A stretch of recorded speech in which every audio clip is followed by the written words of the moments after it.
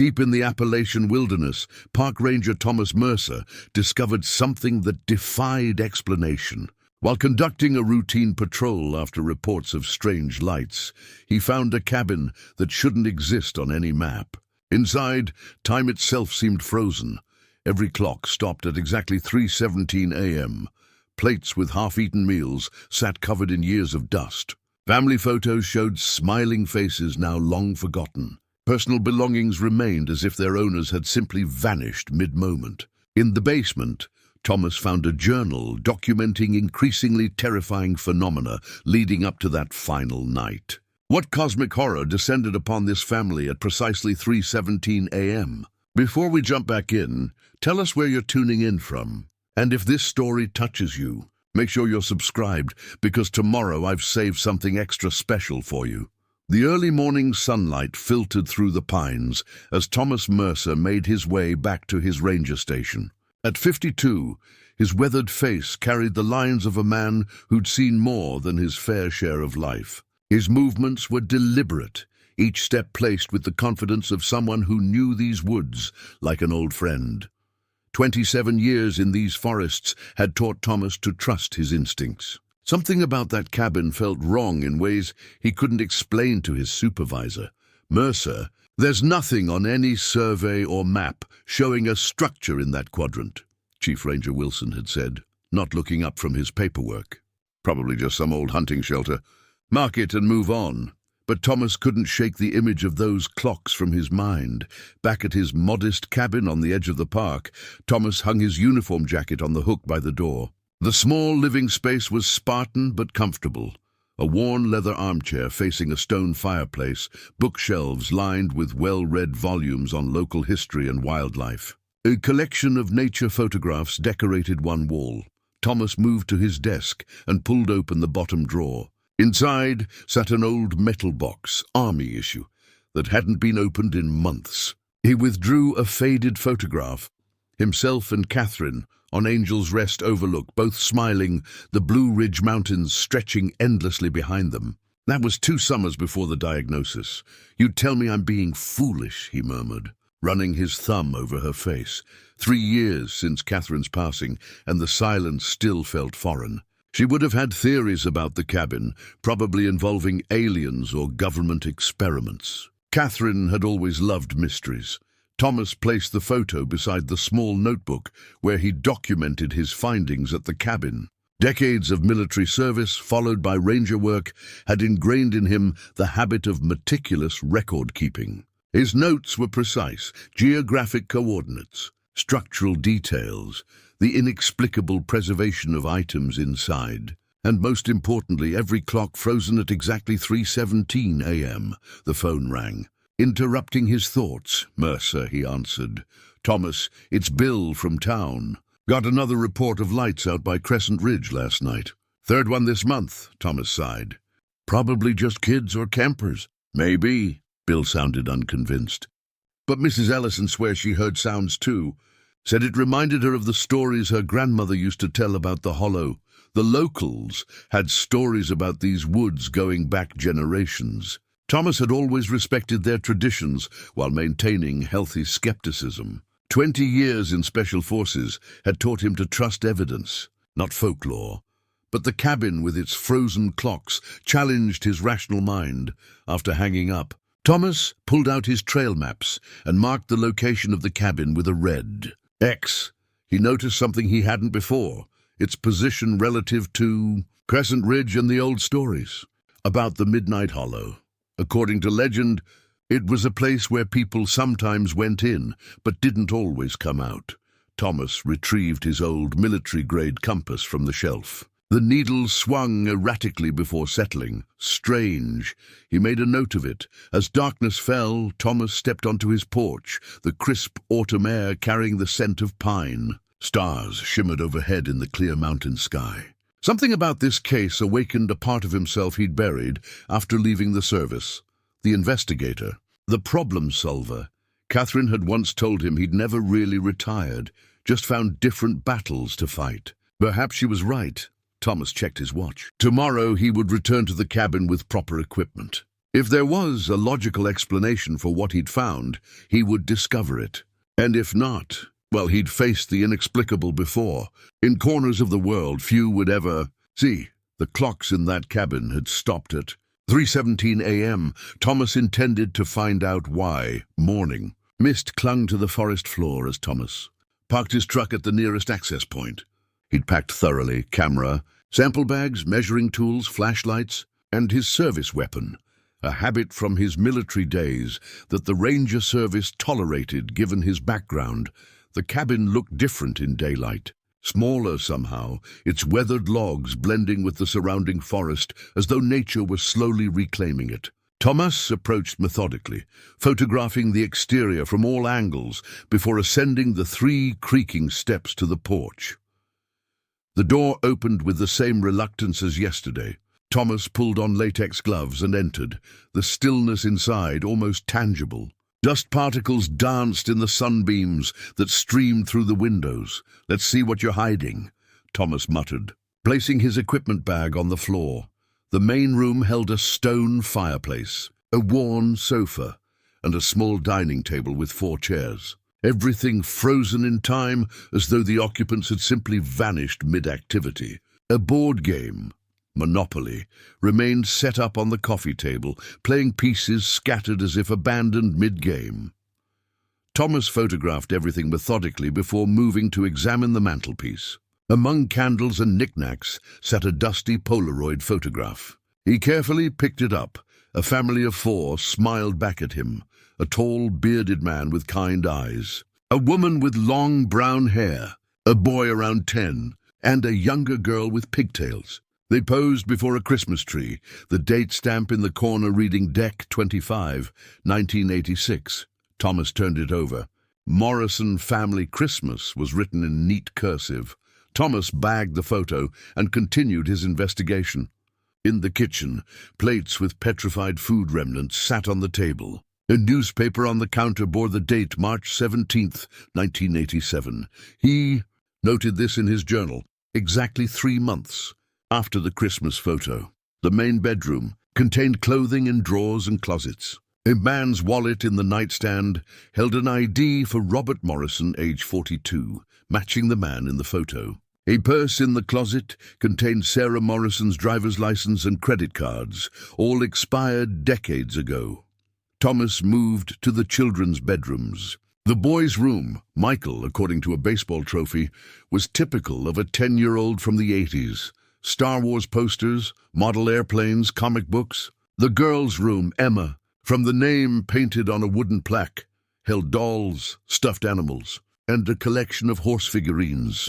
After documenting everything, Thomas sat at the dining table and considered what he'd learned. A normal family had lived here until suddenly disappearing in March 1987. No signs of struggle, no indications of planned departure. Just absence, as sudden as a light switched off. Thomas called the county records office from his satellite phone. "Janet, it's Thomas Mercer. Need a favor. Can you check if there's any record of a Morrison family owning property out in Section 8 of the National Forest? Robert and Sarah Morrison around 1987. He waited as she searched the database. "That's odd," Janet finally said. "There's no record of private property in that section. The whole area has been forestry land since the 30s. What about missing persons reports? Family of 4, March 1987. "Nothing in our system," she replied after another search. "Want me to check state records? Please. Send anything you find to my email." Thomas hung up, puzzled. How could a cabin exist with no property records? How could a family vanish without anyone reporting them missing? He returned to methodically searching the cabin, finding nothing to explain the mystery until he reached the basement. Unlike the rest of the cabin, the small underground space showed signs of frantic activity. Papers scattered on a desk, books pulled from shelves, and in the center, the journal he'd noticed yesterday. Thomas carefully bagged the journal for later examination, then swept his flashlight across the basement walls. Something caught his eye, a series of markings carved into the wooden support beam. Numbers and slashes, some kind of tally. Each grouping had exactly 37 marks. As Thomas finished his investigation, the strange feeling of being watched returned stronger than before. The air felt suddenly heavier, colder. A sound like whispered words reached his ears. Though he couldn't make out what they said, Thomas quickly gathered his equipment. Scientific inquiry was one thing, but decades of fieldwork had taught him when to retreat and regroup. Something was off about this place, beyond just the mystery of a missing family. As he locked the cabin door behind him, Thomas couldn't shake the sensation that the cabin wasn't abandoned after all. Something remained here, watching, waiting. And somehow, those frozen clocks were the key to understanding what had happened to the Morrisons. The sun had just begun its descent behind the mountains when Thomas returned to the cabin, this time prepared for an overnight vigil. His truck was parked a quarter-mile away, hidden from casual observation. He'd set up a small monitoring station in the back of his vehicle, laptop, recording equipment, and a thermos of strong coffee. Thomas had decided against telling his supervisor about the extended investigation. Some instinct told him to keep this quiet until he understood what he was dealing with. Besides, he had accumulated enough leave time to take a few days off without raising eyebrows. As twilight deepened into darkness, Thomas settled into his observation position, scanning the cabin through binoculars. Nothing moved. No lights appeared. The structure sat dark and silent against the backdrop of whispering pines. "Let's see if anything happens at the witching hour," Thomas murmured, checking his equipment one last time. He had positioned motion-activated trail cameras around the perimeter and set up sensitive audio recording equipment. From his military pack, Thomas withdrew his night vision goggles, top of the line when he'd left the service, still impressive now. They'd served him well in operations he still couldn't discuss. The forest grew quiet as night fully descended, too quiet. The usual symphony of insects and nocturnal creatures had fallen silent around the cabin, though Thomas could hear them further away. Animals often sensed things humans missed. At midnight, Thomas noted the temperature drop.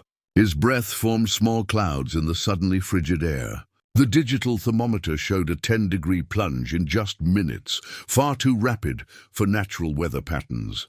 Then came the lights. Faint, bluish glimmers moving between the trees like fireflies, but larger, more deliberate in their movements. They appeared to circle the cabin at a distance, never approaching directly. Through his night vision, Thomas tracked their movement, recording everything. The lights followed no discernible pattern, yet somehow seemed purposeful. At 2:30 a.m., his equipment began to malfunction. The laptop screen flickered. His digital watch displayed random numbers before going dark. The trail camera feeds cut out one by one. "Battery drain," Thomas muttered, checking his equipment. Brand new batteries showed as completely depleted. Even his satellite phone had died. Thomas switched to analog backup, a mechanical compass and an old-fashioned wind-up watch. The compass needle spun wildly, unable to find north. Only his mechanical watch continued functioning normally. A soft humming filled the air, just at the threshold of hearing. Thomas felt pressure in his ears, like driving at high altitude. As 3 a.m. approached, shadows began to move around the cabin, darker patches against the night that seemed to flow like liquid. They had no distinct shape, yet Thomas had the unsettling impression they were watching him. Thomas kept his breathing steady, controlling the primal instinct to flee. He'd faced unknowns before in distant countries.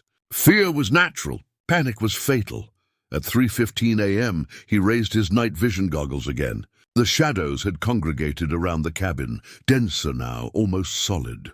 Thomas focused the lens, adjusting for clarity. Something moved at the cabin's window, a face. It appeared for just a moment, a pale oval looking outward.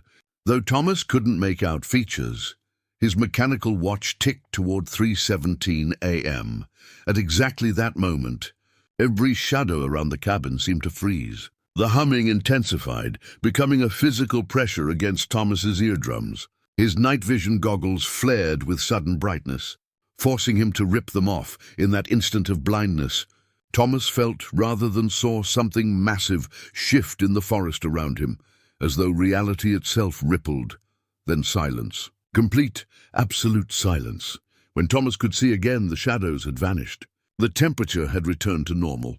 Even the insects had resumed their nocturnal chorus. His digital equipment remained dead. But when he checked his wind-up watch, it had stopped precisely at 3:17 a.m. Just like every clock in the cabin, Thomas sat motionless, processing what he'd witnessed. His rational mind searched for explanations. Weather phenomena, forest gases, light refraction. None satisfied what he'd experienced. As dawn broke over the mountains, Thomas gathered his useless equipment and made notes in his journal while events remained fresh in his mind. One thing was certain: whatever had happened to the Morrison family wasn't a conventional disappearance. Thomas drove back to his cabin, exhausted but resolute. The local legends he'd dismissed for years now demanded his attention. It was time to visit the town library and speak with those who knew the old stories. Something had happened in that cabin at 3:17 a.m. 37 years ago, and somehow it was still happening. The Silver Creek Public Library occupied a Victorian building on the town's main street, its brick facade and stained glass windows a testament to more prosperous times. Thomas had visited occasionally over the years, mostly for books on local wildlife and geography, but had never paid much attention to the town's historical archives. A small bell announced his entry. The main reading room was empty, except for an elderly woman arranging books on a cart. She looked up, surprised to have a visitor. "Well, if it isn't Ranger Mercer. Don't often see you in town on a weekday." Eleanor Blackwood had been the town librarian for as long as anyone could remember. In her 70s now, with silver hair in a neat bun, and eyes that missed nothing behind wire-rimmed glasses. "Morning, Eleanor. I'm researching some local history, specifically any legends about strange occurrences in the woods around Midnight Hollow." Eleanor's hand stilled on the book cart. She studied Thomas with newfound interest. What brings that up after all these years? "Most folks don't talk about the Hollow anymore. Just following up on some reports." Thomas kept his tone casual. "I thought I should know the stories if I'm going to patrol that area." Eleanor seemed unconvinced, but gestured for Thomas to follow her to the reference desk. She disappeared into a back room, returning with a yellowed newspaper clipping in a protective sleeve. "Silver Creek Gazette, June 1923, she explained. 4 men went hunting near what they called the Bewitched Valley. Only one returned." Thomas examined the clipping. The sole survivor described companions vanishing into thin air, strange lights, and watches that stopped working. The account was dismissed as the ravings of a man driven mad by being lost in the woods. "This isn't the first disappearance in those woods, is it?" Thomas asked. Eleanor sighed, then reached beneath the circulation desk and pulled out a leather-bound book that appeared much older than the newspaper. "My grandfather was the town doctor from 1898 to 1942. He kept records of everything unusual." She placed the book before Thomas. "The valley's had many names over the years. Midnight Hollow is just the most recent." Thomas carefully opened the book. Inside were handwritten accounts, newspaper clippings, and even drawings, all documenting strange occurrences in the forest. Disappearances dated back to earlier settlement. Indigenous accounts spoke of a thin place where the Star people walked. "Every 37 years, Eleanor said quietly. "That's the pattern my grandfather noticed. Major incidents happen in cycles of 37 years. Minor ones any time, but the big events, when multiple people vanish, follow that cycle." Thomas calculated quickly. 1987 would have been 37 years ago. Eleanor nodded. "There was a family that disappeared that year. Lived out in the woods, kept to themselves. By the time anyone noticed they were gone, there wasn't much of an investigation." "The Morrisons," Thomas confirmed. Eleanor's eyebrows rose. "You know about them?" "I found their cabin yesterday. Everything inside looks like they vanished in the middle of daily activities. And every clock is stopped at 3:17 a.m. Eleanor paled visibly. "You found the Morrison place?"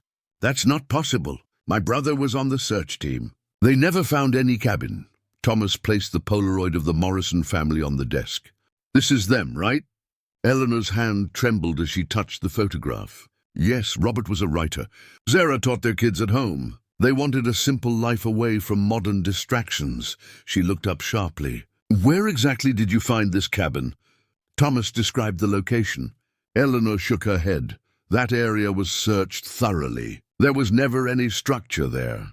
Thomas returned to the leather book, flipping through more recent entries. One caught his eye, a report from 1950, about a hunter who claimed to have found an abandoned cabin where time stood still. A search party never located the structure. What about the forest walkers? Thomas asked, recalling a term he'd heard locals use. Eleanor's expression grew grave. She turned to the back of the book, revealing drawings of elongated, shadowy figures lurking among trees. Old stories say they're not from our world. They watch from the spaces between trees. Some believe they take people. Others think they're guardians of whatever exists in the hollow. She closed the book. Most dismiss them as campfire tales, but the old families know better. We don't go near the hollow at night, especially not at certain times, like 3:17 a.m., Thomas said. Eleanor nodded. The dangerous hour? When the veil is thinnest. She fixed Thomas with a stern gaze. You should stay away from that cabin, especially at night. Whatever you found, it's not just a simple abandoned structure. As Thomas gathered his notes, Eleanor disappeared again into the back room. She returned with an old newspaper clipping and placed it before him. One more thing you should see. November 1950. The headline read, "Strange lights reported in Midnight Hollow."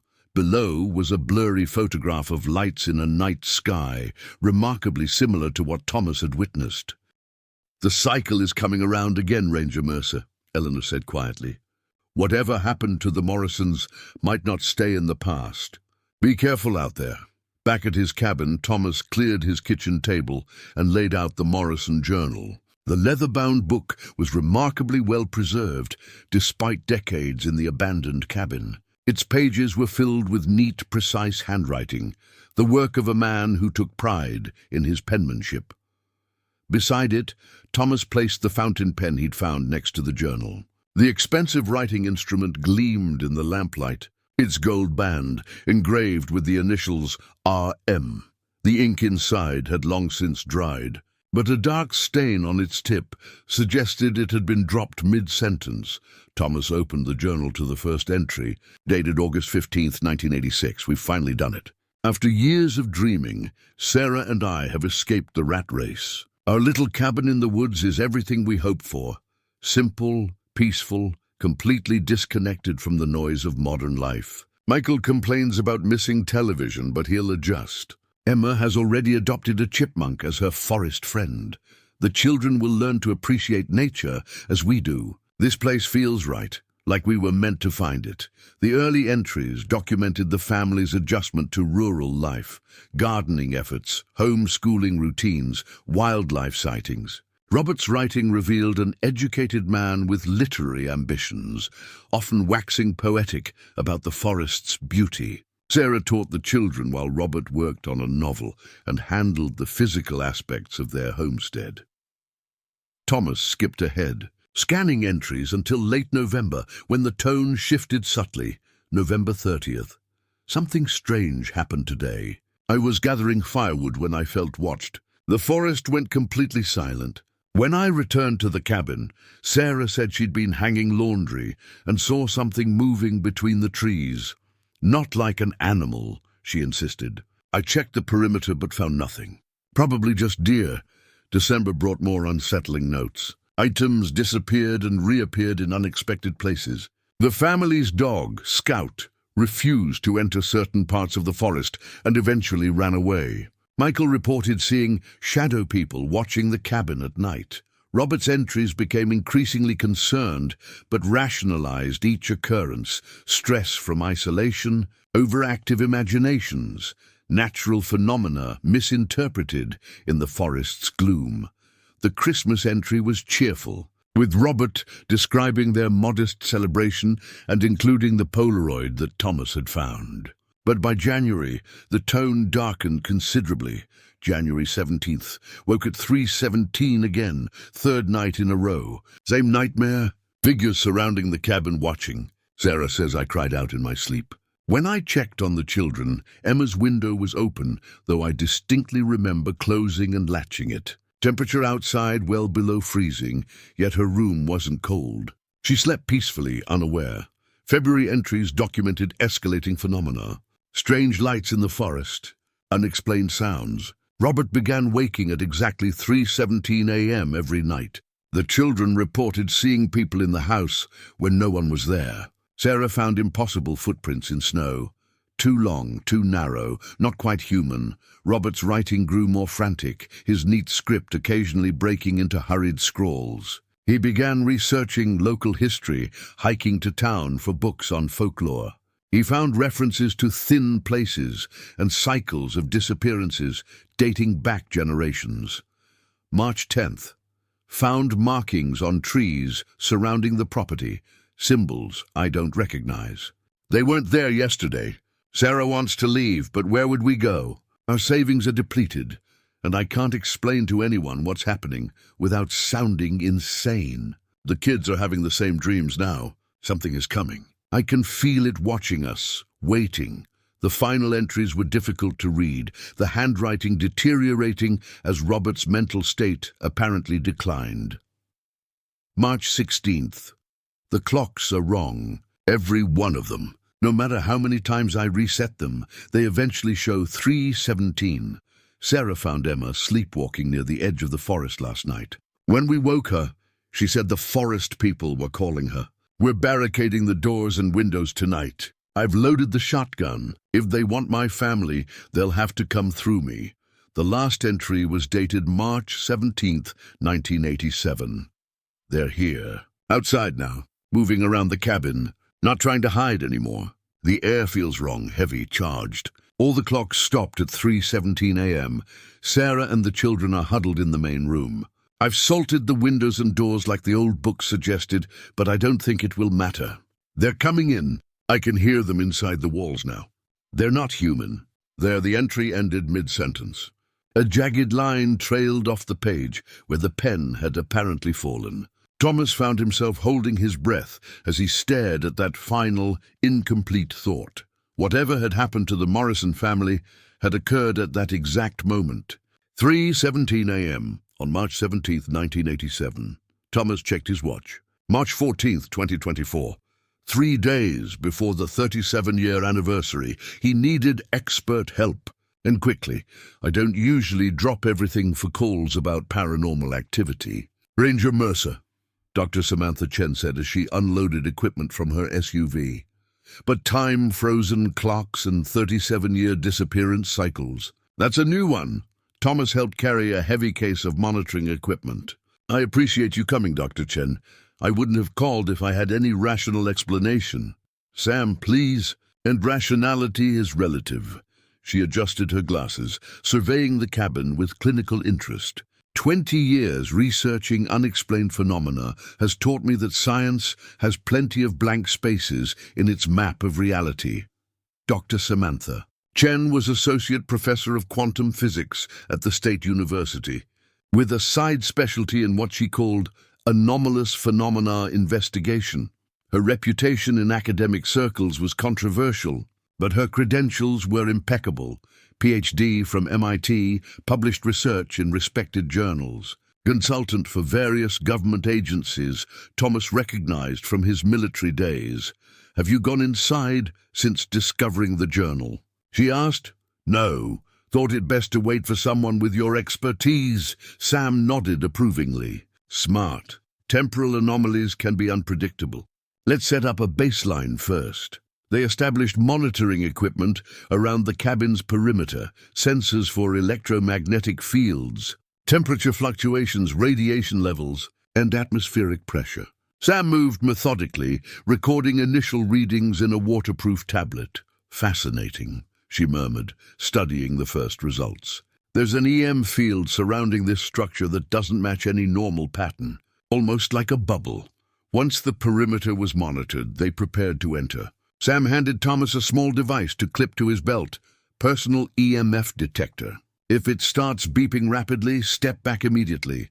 The cabin interior remained unchanged: dust-covered furniture, abandoned meals, stopped clocks. Sam moved through the space with scientific precision, taking readings from each room. The temporal stasis effect is stronger in some areas than others, she explained, watching her spectrum analyzer display multicolored readouts. Particularly strong near the clocks and in the basement. In the basement, her equipment reacted dramatically. The spectrum analyzer emitted a high-pitched whine as its display showed chaotic spikes across multiple frequencies. "This is unprecedented," Sam whispered, adjusting settings. "I'm detecting quantum fluctuations that shouldn't be possible outside a specialized laboratory." She placed sensors at strategic points throughout the basement, concentrating on the area where Thomas had found the journal. "These readings suggest a localized distortion in space-time," she explained, pointing to a three-dimensional model forming on her tablet. "Like a small bubble where normal physical laws are slightly altered." "Meaning?" Thomas asked. "Meaning something happened here that briefly warped reality." Sam's expression was a mixture of scientific excitement and concern. "These markings you found, 37 tallies, align with astronomical cycles. Every 37 years, 3 celestial bodies align in a specific configuration relative to this exact location. And the next alignment is in 3 days, Thomas concluded. "Exactly."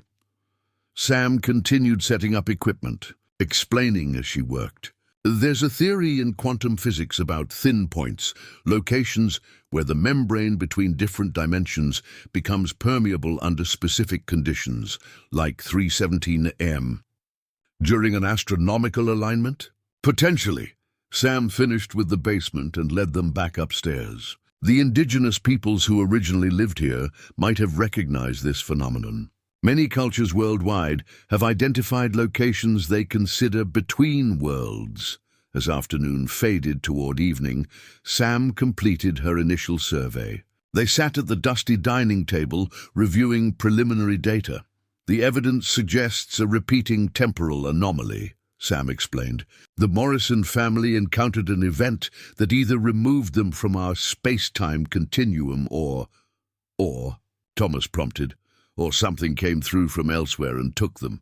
She adjusted her glasses. "The journal indicates a progressive intensification of phenomena leading to the event. We may be witnessing the beginning of another cycle."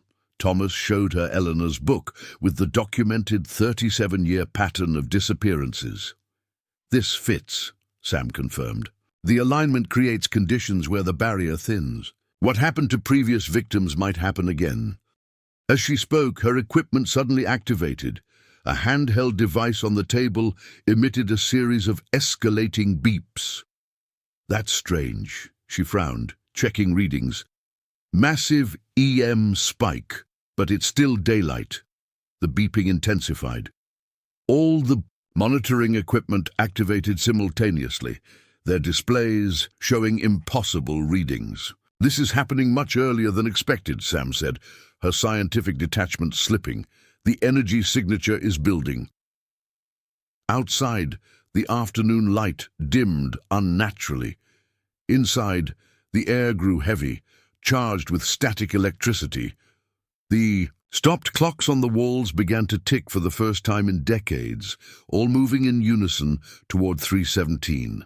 Then, as suddenly as it started, everything normalized. The equipment quieted, the clocks stilled. Sunlight returned to its normal intensity. Sam checked her watch. 3:17 p.m. The time signature is getting stronger, affecting both AM and PM now. She looked at Thomas, her scientific curiosity now tempered with genuine concern. "I need to stay overnight. Whatever's happening here, it's accelerating toward the anniversary date." "That's not safe," Thomas objected. "Neither is leaving whatever." "This is unchecked," Sam countered, already adjusting her equipment for overnight monitoring. "Science demands observation, especially of the inexplicable." Thomas recognized the determination in her eyes. He'd seen it in soldiers who wouldn't be talked out of necessary risks. "Then I'm staying too," he said, "but we maintain constant communication and escape protocols."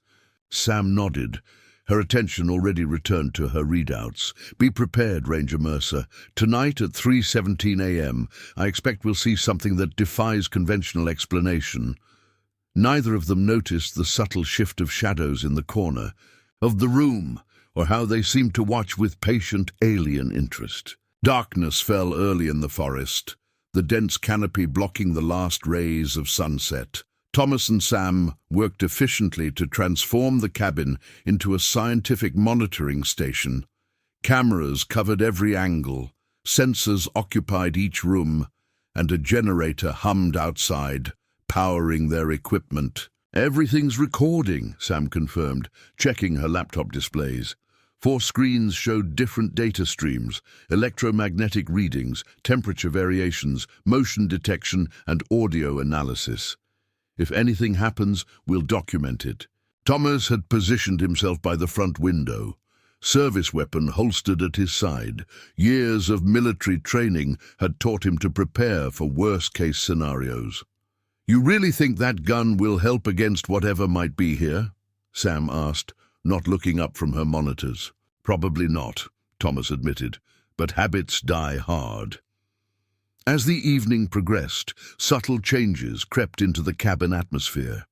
The air grew heavier, charged with static electricity. Temperature readings fluctuated wildly, dropping in some rooms while rising in others. The baseline electromagnetic field strengthened gradually.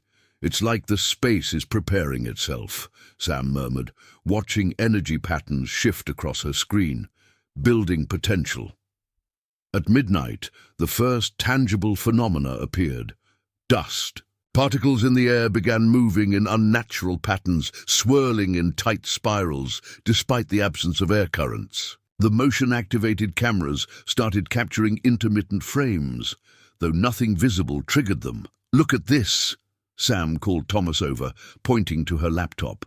She played back footage from the past hour at accelerated speed. Brief shadows moved across walls, there and gone too quickly to register properly. "Could be equipment glitches," Thomas suggested, though he didn't believe it. "Across multiple independent systems." Unlikely. By 2 a.m., the phenomena intensified. Soft knocking sounds echoed from different parts of the cabin. Objects vibrated slightly on shelves. The EM readings spiked periodically, creating patterns Sam frantically documented.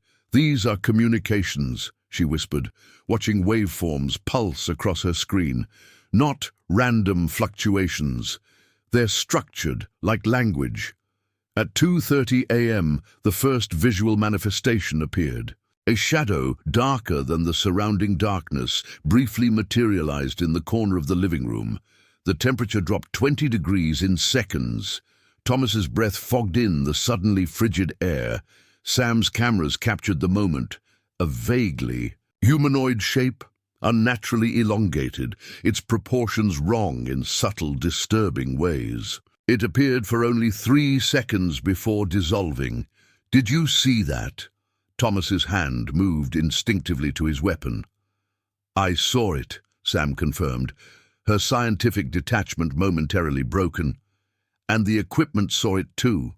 She showed him the thermal imaging display. Where the shadow had appeared, the screen showed an absolute cold spot, a temperature impossibly close to absolute zero. "That's not physically possible," she whispered. As 3 a.m. approached, the phenomena accelerated. The knocking became louder, more insistent. Shadows flickered at the edges of their vision. The equipment recorded electromagnetic spikes of increasing intensity. "It's building towards something," Sam said, switching between monitoring screens, "just like the journal described."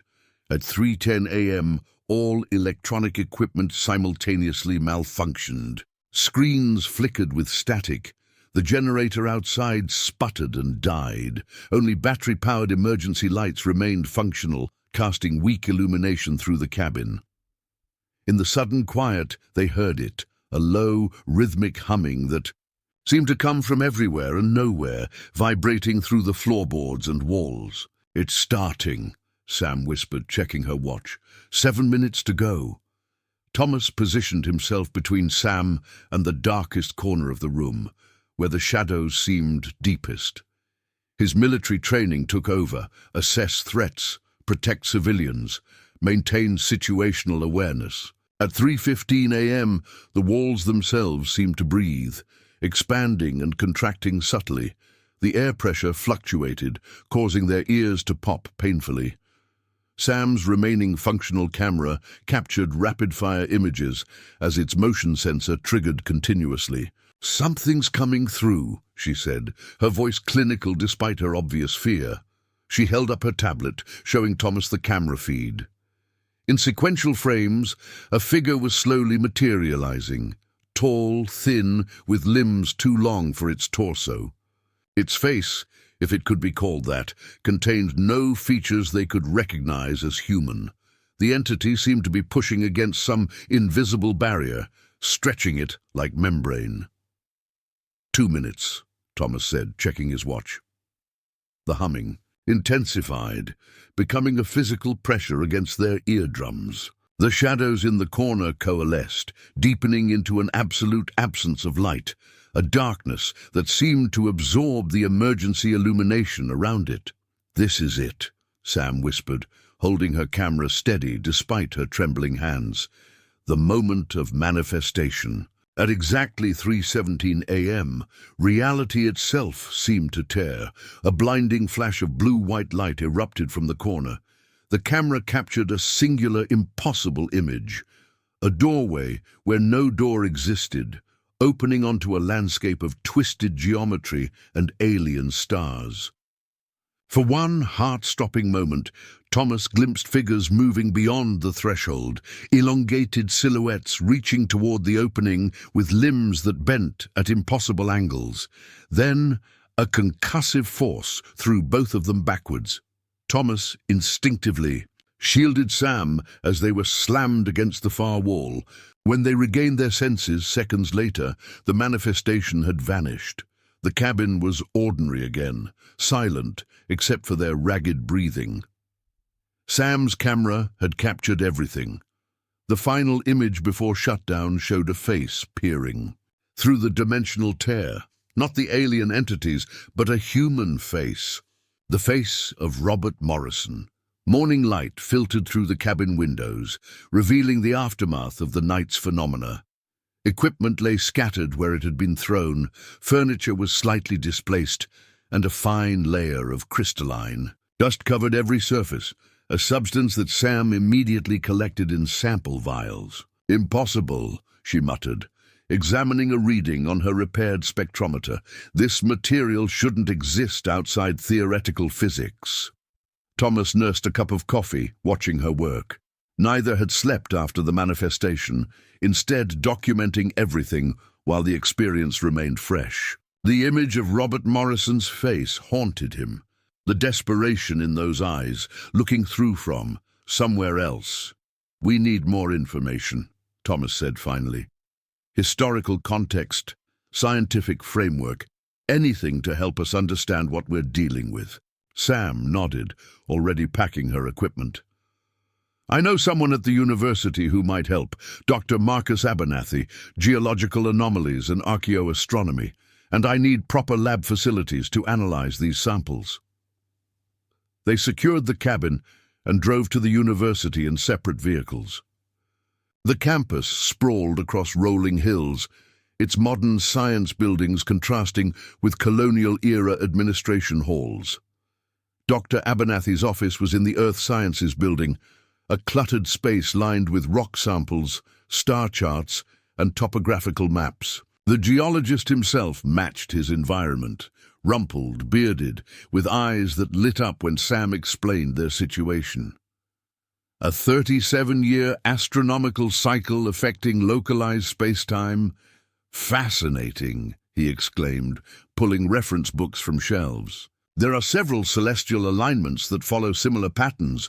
He spread a star chart across his desk.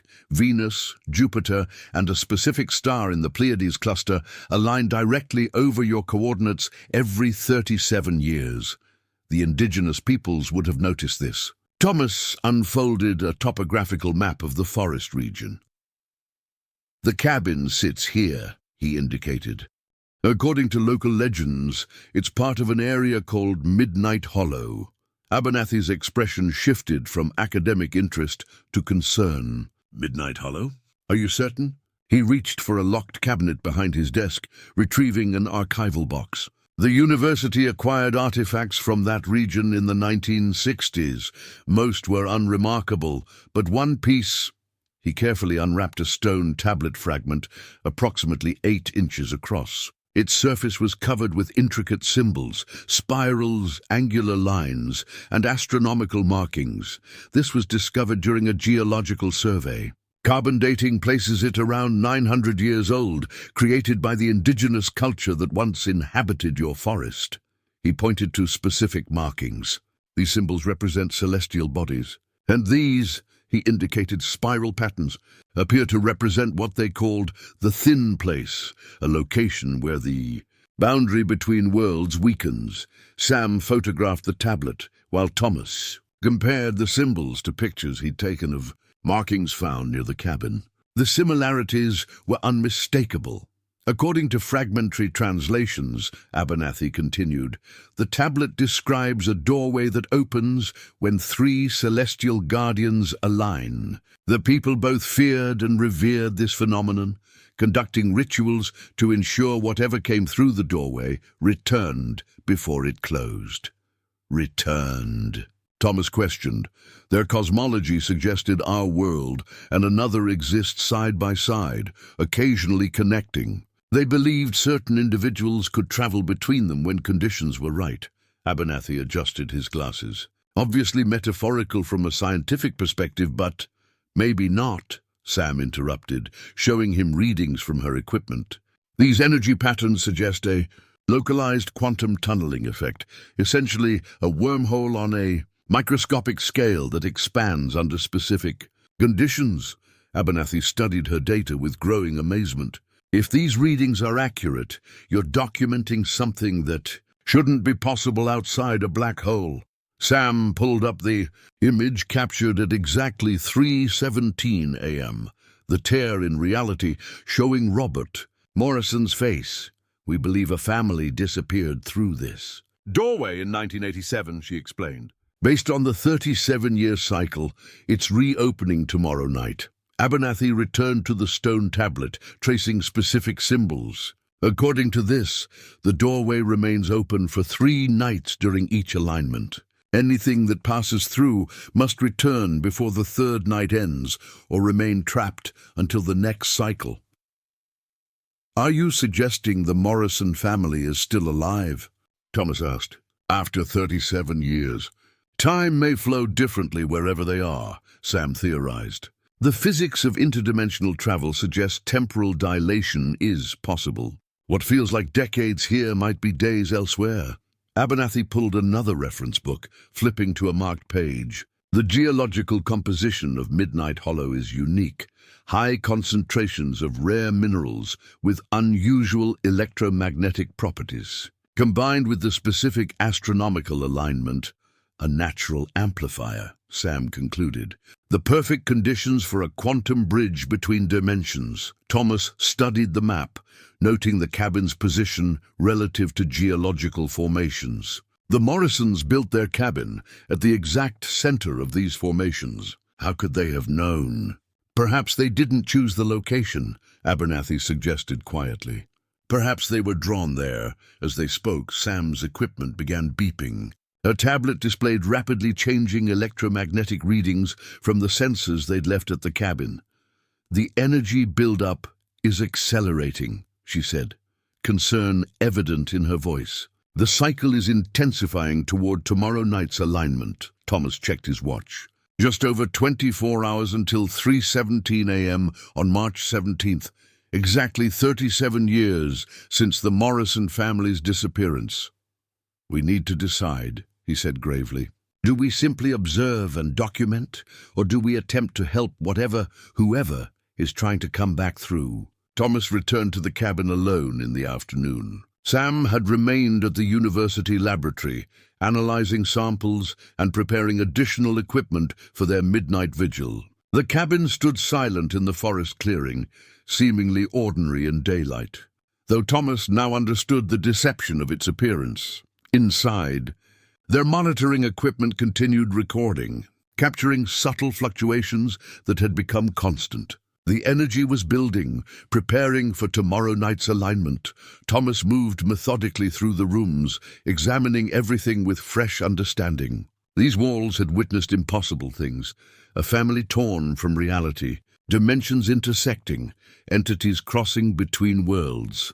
In the children's bedrooms, he looked more carefully at what he'd previously catalogued. Michael's room contained typical boyhood possessions, sports equipment, model airplanes, adventure novels. Emma's room held dolls, stuffed animals, and a small wooden desk where she presumably did schoolwork. Thomas knelt beside Emma's desk, noticing something he'd overlooked during his initial investigation, a small lever on the side of the drawer. When pressed, it released a hidden compartment beneath the main drawer. Inside lay a stack of children's drawings. Thomas carefully removed them, spreading the pages across Emma's small bed. Most were typical childhood art, family portraits, forest animals, their cabin home. But several stood out, creating a disturbing progression. The earliest showed simplistic stick figures labeled forest friends, watching from between trees. Later drawings depicted these figures moving closer to the cabin, their forms more defined, unnaturally tall and thin with elongated limbs. Emma had colored them with heavy black crayon, pressing so hard the paper tore in places. The final drawings chilled Thomas to the core. They showed the black figures standing around beds while the family slept. One particularly detailed image depicted a figure bending over Emma's bed, its arm impossibly long, fingers nearly touching her face. She had written, "They come at 3:17" in childish handwriting at the bottom. Thomas photographed everything, sending the images to Sam with a brief message explaining his discovery. As he gathered the drawings, a memory surfaced, something that had been nagging at his subconscious since finding the cabin. He recalled a camping trip with his father. Summer of 1987. He would have been 12 years old, close to Michael Morrison's age. They had camped in this very forest, though miles from this location. One night he'd woken to find his father standing at the tent entrance, shotgun in hand, staring into the darkness. "Go back to sleep, Tommy," his father had said. "Just some animal." But Thomas remembered the uncharacteristic fear in his father's voice and the strange lights he'd glimpsed through the tent fabric. The memory resonated with uncomfortable clarity. Had he and his father encountered the same phenomena that took the Morrisons? Had they been lucky, or simply not at the center of the event? Thomas's satellite phone rang, interrupting his thoughts. "It was Sam. Those drawings confirm something," she said without preamble. The entities Emma depicted matched descriptions in multiple cultures of interdimensional beings, often called watchers or observers. They're described as studying humans before making contact. Contact for what purpose? Thomas asked. That varies by cultural account. Sometimes benign interest, sometimes collection. Sam's voice turned clinical, her scientific detachment a shield against disturbing implications. The important discovery is that Emma was sensitive to their presence before the rest of the family. Children often are, according to the literature. Thomas glanced at the drawings again. The entities were watching them sleep for weeks before the disappearance, studying them. Exactly. And there's more. I've analyzed the energy patterns from our recordings last night. They match theoretical models for our Einstein-Rosen bridge, a traversable wormhole. The signatures suggest it's becoming more stable with each manifestation, like a tunnel being excavated from both sides. Both sides, Thomas repeated. You mean someone's trying to come back through? The Morrisons, or what's left of them, Sam confirmed. That was definitely Robert Morrison's face in our recording. He's trying to return. Thomas was about to respond when a noise from elsewhere in the cabin caught his attention, a soft thud from Michael's room. "I'll call you back," he whispered, ending the call. Drawing his weapon, Thomas moved silently down the hallway. Michael's door stood partially open, though he recalled closing it earlier. Inside, he found the source of the noise. A baseball had fallen from a shelf, but that wasn't what held his attention.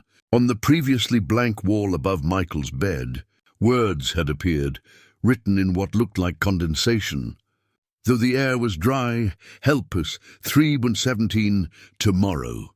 Even as Thomas stared, the words began to fade, evaporating into nothing. His phone buzzed with a text from Sam, equipment showing massive energy spike at your location. Everything okay? Before he could respond, a child's voice echoed from somewhere in the cabin, faint but distinct. Dad, is someone there? Thomas whirled around, searching for the source. The voice had sounded like it came from everywhere and nowhere simultaneously. Michael, he called out, feeling foolish but compelled to respond. Silence answered him, but the temperature in the room plummeted. His breath clouded in the suddenly frigid air. The monitoring equipment began beeping frantically, recording another energy surge. Then he felt it, a presence behind him, watching. Thomas turned slowly.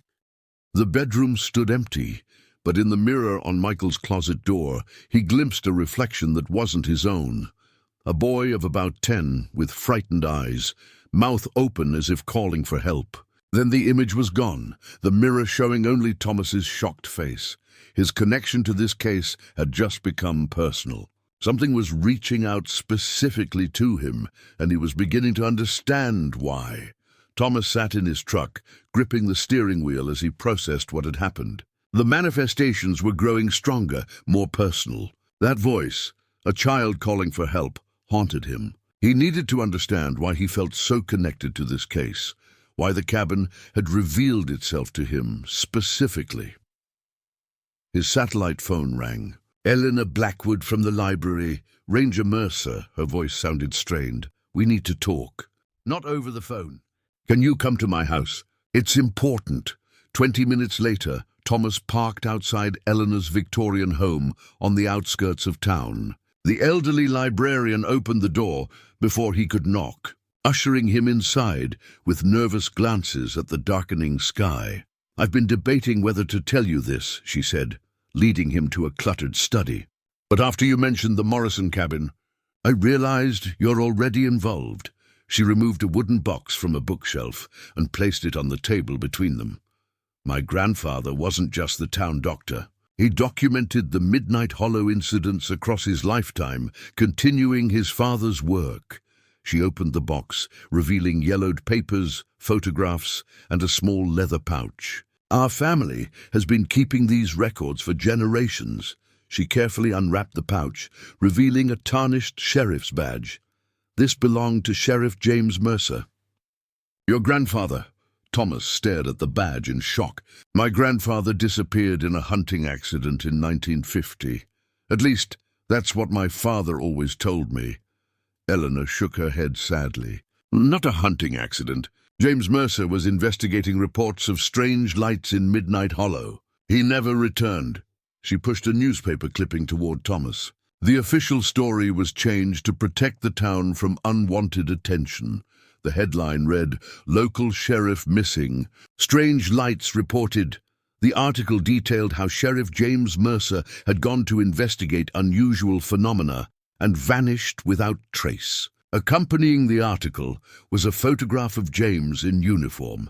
Thomas saw his own features reflected in his grandfather's face.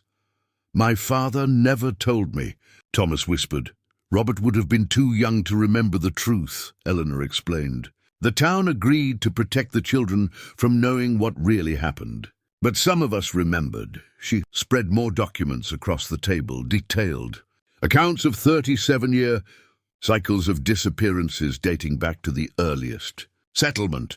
The Midnight Hollow has been taking people for generations. Sometimes they return, changed. Most never come back. She fixed Thomas with an intense gaze. Your grandfather was investigating the cycle before you were born. Now you found yourself doing the same without even knowing it. That can't be coincidence, Thomas said. It's not. The Hollow has a way of calling to the same bloodlines. Eleanor pulled out another document, a map with locations marked in red.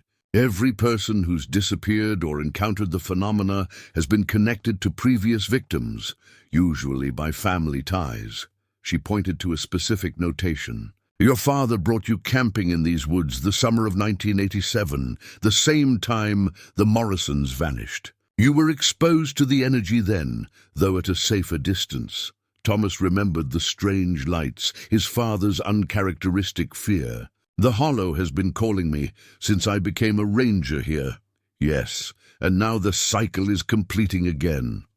Eleanor's hands trembled as she gathered the papers. I should have told you sooner, but there are others in town who believe we should never interfere.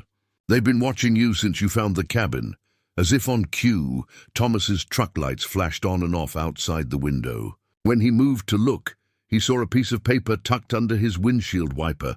I need to go, he said, gathering his grandfather's badge. Thomas, Eleanor called as he reached the door. Whatever happened to your grandfather, whatever happened to the Morrisons, it's happening again. Tomorrow night. Be careful. Outside, Thomas removed the note from his windshield. Written in block letters, leave the Hollow alone. They will take you too. As he drove back toward the forest, Thomas called Sam to update her. It makes sense, she said after he explained. Quantum entanglement theory suggests particles that interact remain connected regardless of distance. If your family was exposed to the energy field in previous cycles, you'd be naturally attuned to it. That's why the cabin revealed itself to me, Thomas concluded, and why you're experiencing such strong manifestations. You're a conduit, Thomas. A connection point between dimensions. Thomas spotted headlights following at a distance. Someone's trying to stop our investigation. Local factions who believe the phenomenon should remain undisturbed. That complicates matters, Sam said. I've been analyzing the tablet symbols with Dr. Abernathy. We believe they describe a ritual to help stabilize the doorway during an alignment. If the Morrisons are trying to return, they'll need that stability, or they remain trapped for another 37 years, Thomas added, thinking of the desperate face he'd glimpsed. His grandfather might have experienced the same fate. I'll bring everything to the cabin tonight, Sam said. We need to prepare for tomorrow's alignment. As Thomas turned onto the forest road, the headlights behind him suddenly accelerated. A pickup truck rammed his rear bumper, sending his vehicle skidding. Thomas fought for control as his truck fishtailed on the gravel road. The pickup rammed him again, harder. His truck slid toward the ditch.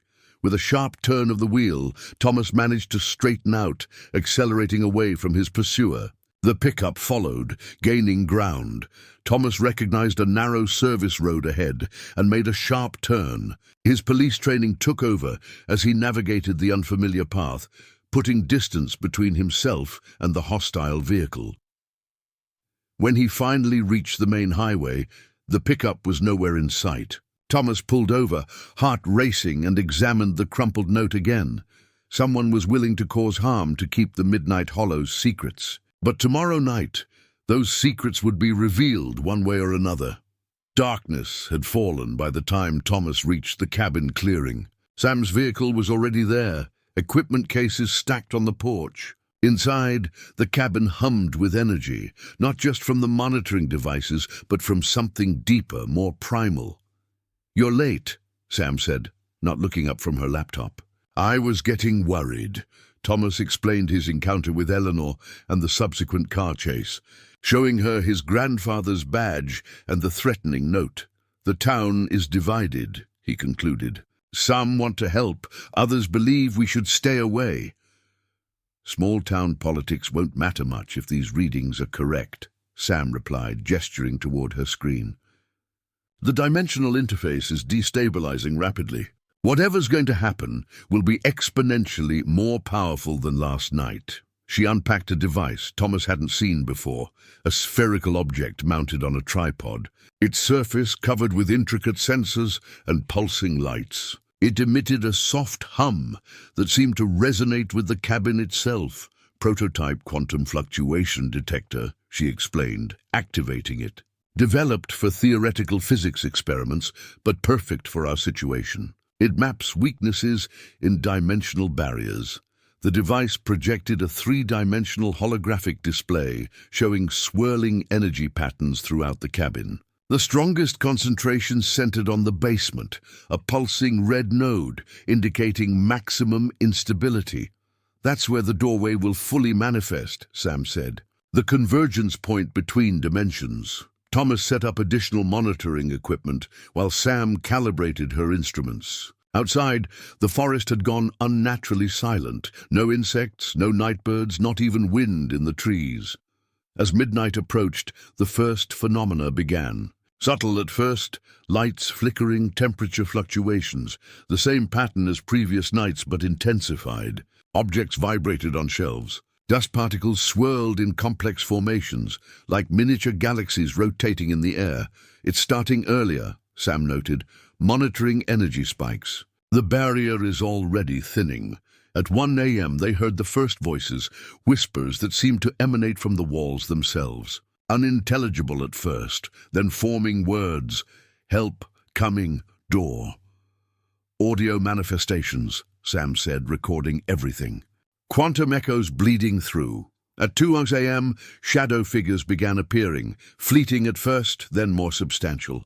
They moved through the rooms with purpose, seemingly unaware of Thomas and Sam's presence. The quantum detector showed energy readings spiking with each manifestation. "They're from the other side," Sam whispered. "Partial projections, not fully materialized." One shadow figure stopped near Thomas, its elongated form hovering like a dark mist. It had no discernible features, yet Thomas felt it studying him with alien intensity. The temperature around him plummeted. The shadow reached. Toward him, a limb that moved unlike anything human, and brushed against his chest where his grandfather's badge rested in his pocket. Thomas gasped as electric cold shot through him. In that moment of contact, he glimpsed fragmented images. His grandfather in this same cabin decades ago. The Morrison family huddled together as shadows surrounded them. Strange landscapes under alien stars.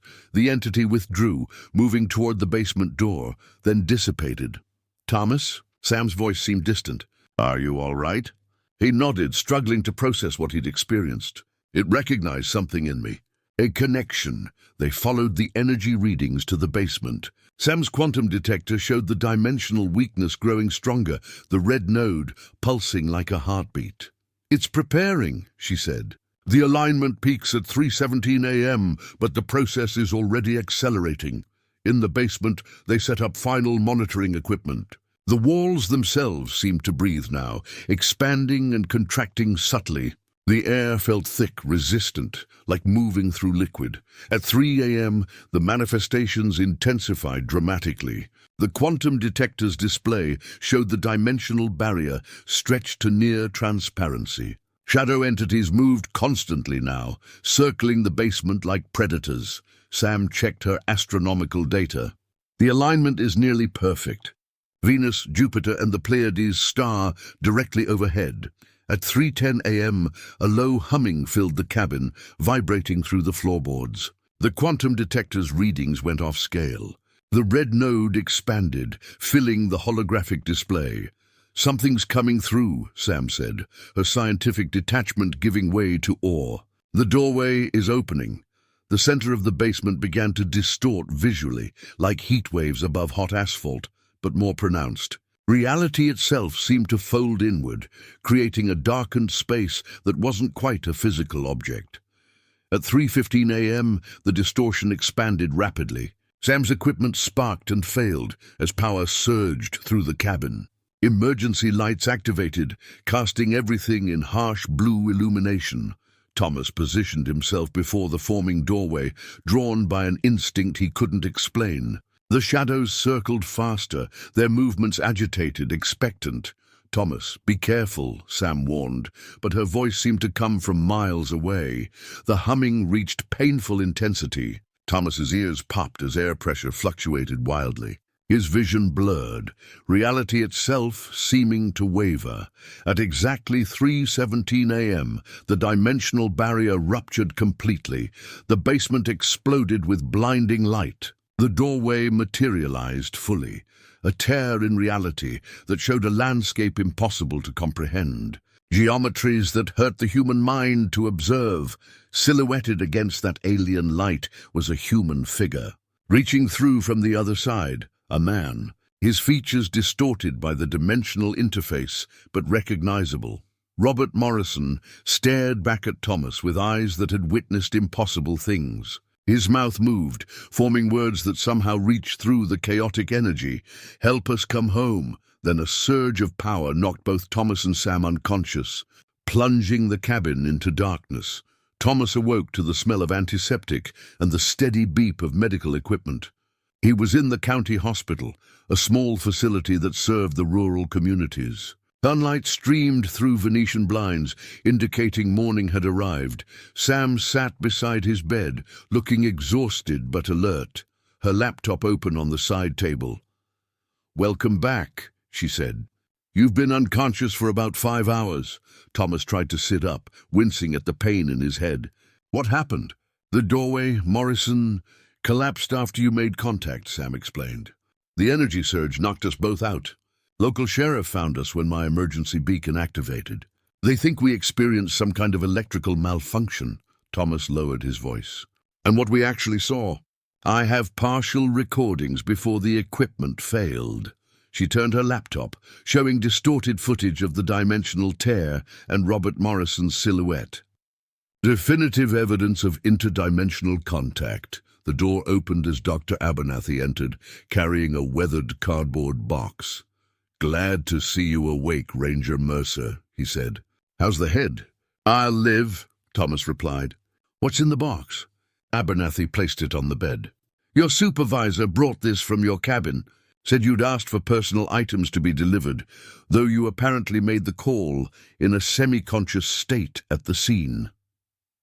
Thomas frowned. "I don't remember calling anyone." Sam and Abernathy exchanged glances. "Interesting," the professor said. "Very interesting." Thomas opened the box, finding a sealed plastic container he recognized from his attic storage, one he definitely hadn't requested. Inside was a water-damaged leather journal he'd never seen before, the name James Mercer written on the first page. "My grandfather's journal," Thomas whispered. "How did this get here?" "The dimensional entities," Sam theorized. "They're reaching out through multiple channels now." Thomas carefully turned the fragile pages. The journal documented his grandfather's investigation into Midnight Hollow in 1950. James Mercer had tracked similar phenomena, lights, missing persons, temporal anomalies, all culminating in his final entry describing his plan to enter the cabin during an alignment. "He knew what he was walking into," Thomas said, scanning the detailed notes. "He was trying to rescue someone who had disappeared in the previous cycle." The journal contained complex diagrams of astronomical alignments, coordinates that matched the cabin's location, and ritual elements from indigenous traditions, all matching what they had discovered themselves. Most importantly, it described a method to stabilize the dimensional doorway.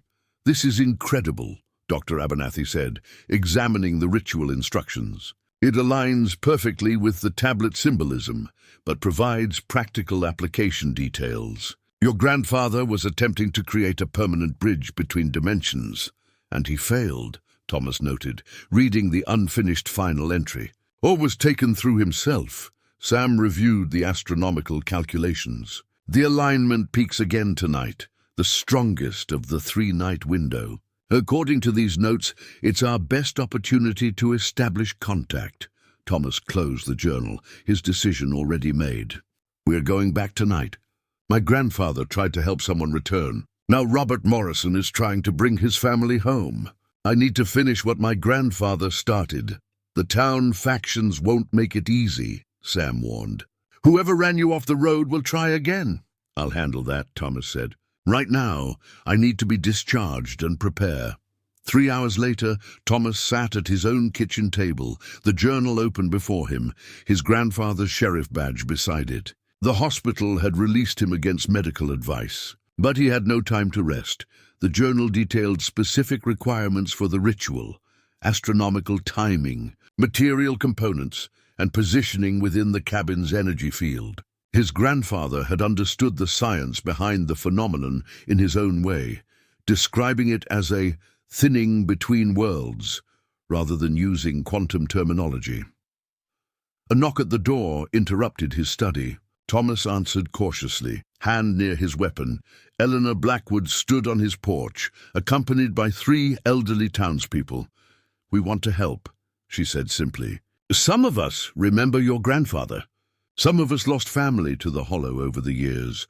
Thomas invited them inside. The group included Bill Carson, whose uncle had disappeared in 1950 with James Mercer, Margaret Winters, whose sister vanished in 1913, and Harold Jenkins, a retired physics teacher who had documented strange phenomena in the region for decades. "The opposition faction is led by Reverend Simmons," Harold explained. "They believe whatever exists beyond the doorway is unnatural, something to be feared and avoided. They'll try to stop you tonight, but we know better," Margaret said. "My sister sent messages for years after she disappeared. She was alive somewhere else, trying to return." Thomas showed them his grandfather's journal and explained what they had witnessed. "The Morrisons are alive," he concluded, "and they're trying to come home. The town sheriff is with Simmons' faction," Bill warned. "They'll be watching the forest roads tonight. Then we'll need a diversion," Thomas said. "And we'll need to move quickly." As they developed their plan, Thomas's phone rang, Sam calling from the university. "I've analyzed the quantum readings from last night," she said without preamble. "The doorway will be stronger tonight, but also more unstable. If we're going to attempt the ritual, we need to be precise. One mistake could collapse the dimensional bridge permanently." Thomas looked at his grandfather's final journal. Entry: "Incomplete instructions for a ritual never finished. We'll only get one chance," he said. "Tonight at 3:17 a.m., we either bring them home or they remain trapped forever." Twilight painted the forest in deepening shadows as Thomas's group made final preparations. They had split into 2 teams. Eleanor, Bill, and Margaret would create a diversion at the North Forest access point, drawing attention from Reverend Simmons' faction, while Thomas, Sam, and Harold approached the cabin from an unmapped hiking trail. Thomas carried a backpack containing essential equipment for the ritual, including the most important item, a ceremonial stone bowl Dr. Abernathy had retrieved from the university's indigenous artifacts collection. The shallow vessel, carved from a rare magnetic stone found only in certain geological formations, had been discovered near Midnight Hollow decades earlier. According to traditional accounts, Abernathy had explained when loaning them the artifact, this was used to focus energy during ceremonies at thin places. The stone's unique properties interact with electromagnetic fields. As they hiked through deepening darkness, Harold consulted a topographical map illuminated by red-filtered light. "We're approaching from the blind side," he whispered. "No roads, minimal trails. They won't expect this route." Thomas led the way, his decades of forest experience guiding them through dense underbrush. Sam followed, carrying specialized equipment in a reinforced case, while Harold brought up the rear with astronomical charts and timing devices. At the forest's edge, they paused. Thomas scanned with night vision binoculars, identifying 2 vehicles parked near the main approach to the cabin. "Reverend's people are already here," he murmured. "At least 4 individuals. Eleanor's diversion should start in approximately 10 minutes, Harold noted, checking his watch. They waited in silence, tension building. Right on schedule, emergency lights flashed in the distance, followed by the wail of sirens. Through his binoculars, Thomas observed the watchers responding, their flashlights moving rapidly toward the commotion. "Now," Thomas ordered. And they moved swiftly toward the cabin. The structure loomed in the darkness, different somehow, its outline blurred, as though the building existed partially in another reality. The air surrounding it shimmered with faint luminescence. "The interface is already active," Sam observed, checking her equipment. "Energy readings are off the charts compared to previous nights." They entered cautiously. The interior had changed. Furniture vibrated subtly. Dust particles floated in geometric patterns, and shadows moved independently of light sources. The stop clock's hands trembled, straining against whatever force had frozen them for decades. "We have just under 2 hours before the alignment peaks," Harold said, unfolding astronomical charts across the kitchen table. "The ritual needs to be timed precisely." Thomas removed the ceremonial bowl from his backpack, placing it on the floor directly above where the basement dimensional tear had formed the previous night. The stone vessel seemed to resonate with the cabin's energy, a faint humming emanating from its polished surface. Sam set up monitoring equipment while Thomas consulted his grandfather's journal, comparing the ritual instructions with Harold's astronomical calculations. "We need specific items connected to both sides of the doorway," Thomas explained, laying out objects from his pack, his grandfather's badge, a family photograph of the Morrisons, soil samples from around the cabin, and personal items Thomas had collected from his own home that had belonged to his father. "Blood connections strengthen the bridge," he continued, reading from the journal. "My grandfather believed his family connection to previous disappearances made him a natural conduit." "The same applies to you," Sam noted. "Your bloodline connects to this phenomenon across multiple cycles." Thomas arranged the items around the ceremonial bowl according to the diagram in the journal. Harold plotted celestial positions on his chart, marking the progression toward perfect alignment. "Venus is already in position," he reported. "Jupiter approaches the convergence point. The Pleiades star will complete the triangle at approximately 3:15 a.m. As they worked, the cabin's phenomena intensified. Temperature fluctuated wildly. Lights flickered without electrical source. The air grew thick, resistant to movement, as though reality itself was becoming malleable. At 2:00 a.m., they heard vehicles approaching, the Reverend's group returning. "Their diversion discovered. They're earlier than expected," Harold said, peering through the window. "At least 6 people, approaching with determination." "We need to barricade the doors," Thomas decided. "We can't be interrupted once the ritual begins." They worked quickly, securing entrances with furniture. Sam positioned her equipment to monitor both the developing dimensional anomaly and the approaching group. "They're armed," she reported grimly, watching through a thermal imaging scope. "This isn't just about stopping a ritual anymore." Thomas checked his service weapon, hoping it wouldn't be necessary. "How much time until the alignment?" 78 minutes, Harold replied, adjusting calculations. "The energy buildup is accelerating faster than predicted." Outside, flashlight beams cut through darkness as the opposing factions surrounded the cabin. A voice, presumably Reverend Simmons, called through a bullhorn. "Thomas Mercer, we know you're in there. What you're attempting is dangerous and blasphemous." "Come out now!" Thomas ignored the demand, focusing on final ritual preparations. According to his grandfather's notes, the ceremonial bowl needed to be filled with water from the nearby stream, water that flowed over the unique mineral deposits that created the thin place. "I need to get to the stream," he told the others. "It's the final component." "You'll never make it past them," Sam objected. "There's another way," Harold suggested, pointing to a trapdoor in the kitchen floor. "Old root cellar access. Might lead to a tunnel." These old forest cabins sometimes had emergency exits. Thomas pried open the trapdoor, revealing a narrow passage. "I'll be back before the alignment." "Be ready." As he descended into darkness, the Reverend's group began pounding on the cabin's doors. The confrontation had begun, and the clock was ticking toward 3:17 a.m. When the stars would align, the dimensions would thin, and the Morrison family might finally have their chance to return home. Whether Thomas would succeed where his grandfather had failed remained to be seen, but he was determined to try whatever the cost.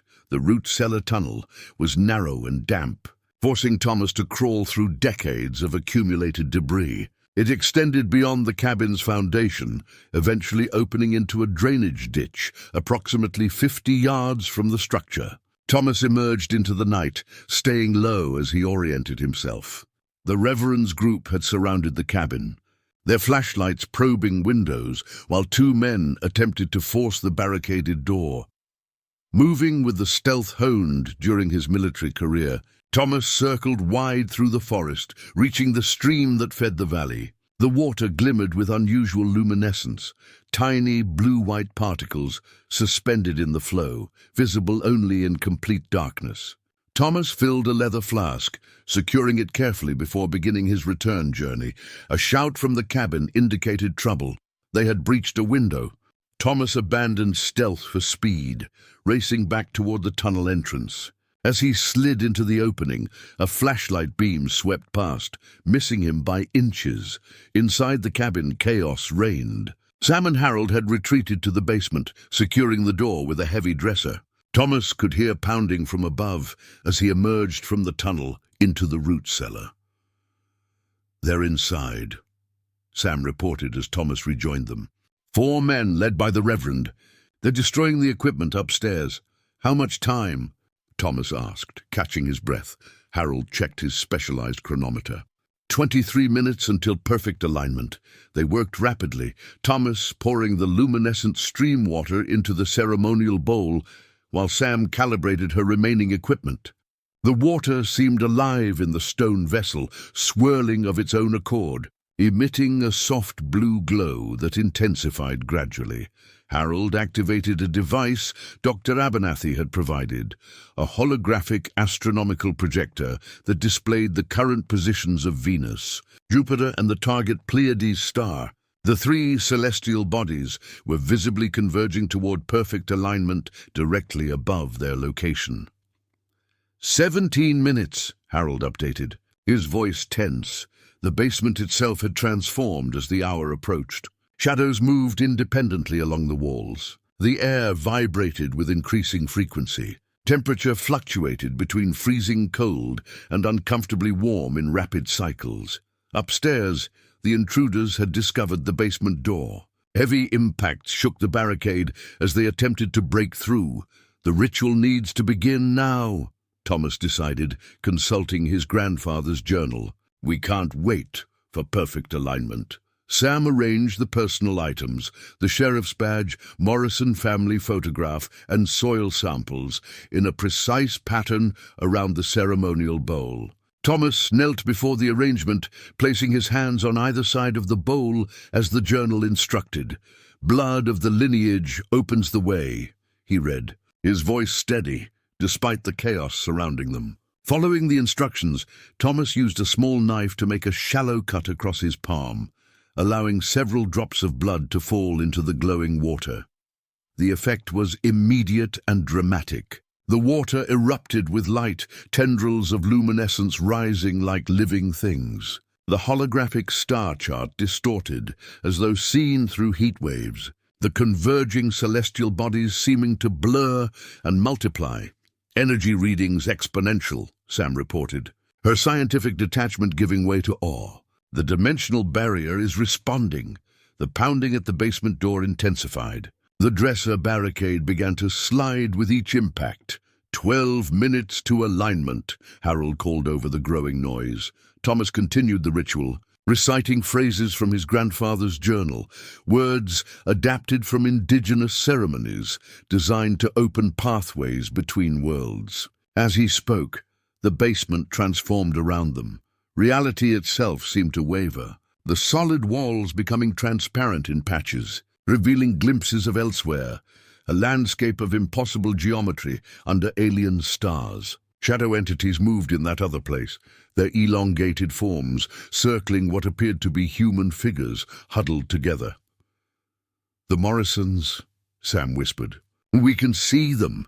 The ceremonial bowl's glow expanded, forming a column of light that reached the ceiling.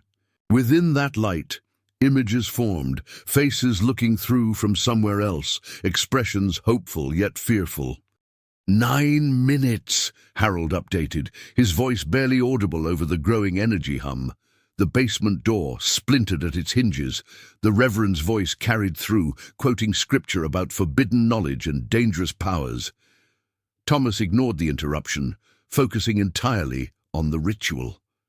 According to his grandfather's notes, the doorway required an anchor on both sides, someone connected to both worlds who could serve as a bridge. "I need to establish direct contact," Thomas said, reaching toward the column of light. "Thomas, wait," Sam began, but it was too late. As Thomas's bloodied hand touched the luminous energy, his consciousness expanded beyond the basement.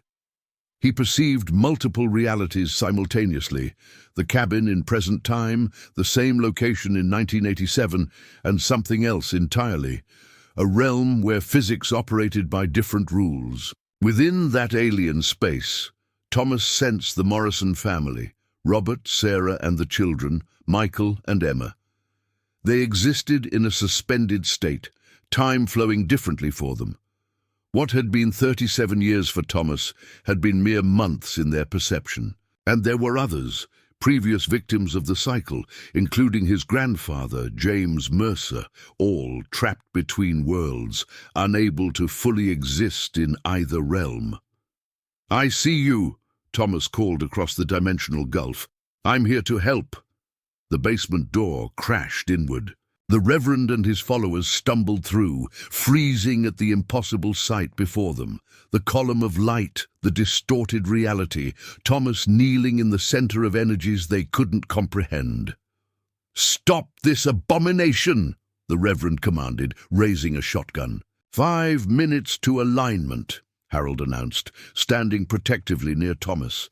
The ceremonial bowl pulsed with increasing intensity, the water now levitating in geometric patterns. The holographic star chart showed the celestial bodies mere moments from perfect convergence. Thomas remained connected to the energy column, his mind stretched between worlds, serving as the human anchor his grandfather had tried to become decades earlier. Through that connection, he conveyed a simple message to those trapped between dimensions: "The door is opening. Prepare to come through." Time seemed to slow as reality fractured around them. The basement no longer fully existed in a single dimension. Parts of it appeared solid, while others became transparent, revealing glimpses of an alien landscape beyond. The air itself had transformed into something visible, layers of reality stacked upon each other like sheets of translucent fabric. Thomas remained kneeling, one hand still extended into the column of light, his consciousness divided between worlds. Through that connection, he perceived both the basement and the other place simultaneously, a realm of non-Euclidean geometry where the Morrison family existed in a suspended state. The Reverend and his followers had backed against the wall, weapons lowered, faces transformed by terror and awe. Their certainty shattered by the undeniable manifestation before them. 2 minutes to alignment," Harold announced, his voice distorted as though coming from underwater. The holographic star chart showed Venus and Jupiter perfectly positioned, with the Pleiades star rapidly approaching the convergence point. As it moved, the projection itself warped, affected by the thinning dimensional barrier. Between Thomas and the opposite wall, a new phenomenon manifested, a vertical plane of iridescent energy that rippled like the surface of a soap bubble, stretching from floor to ceiling. This was the membrane between worlds, the actual barrier separating dimensions, now visible to human eyes.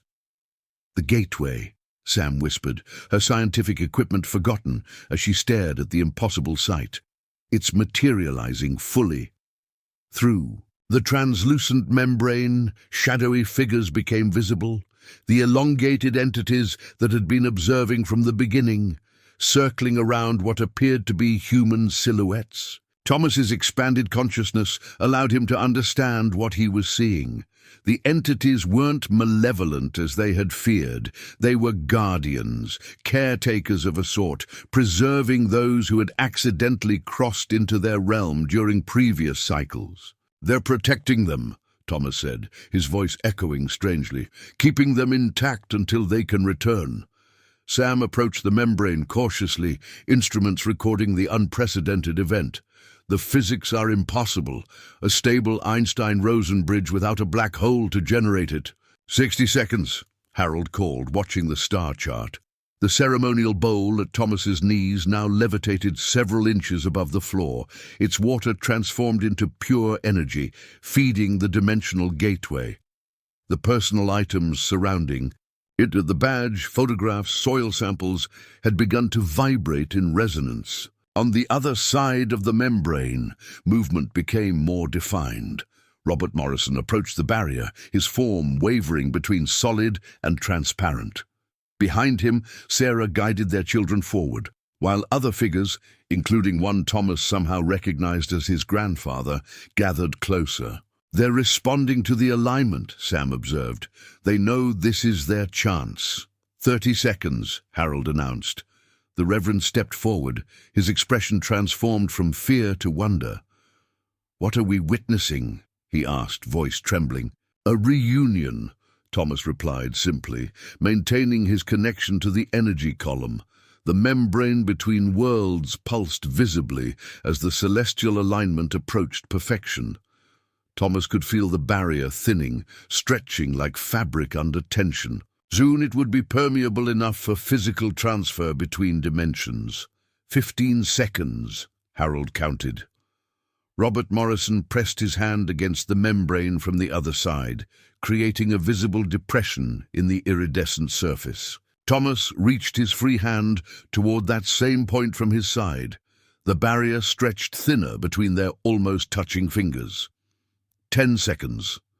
The basement filled with swirling energy as the dimensional doorway prepared to open fully. Shadow entities on the other side moved with increasing agitation, their forms elongating further as they circled the human figures.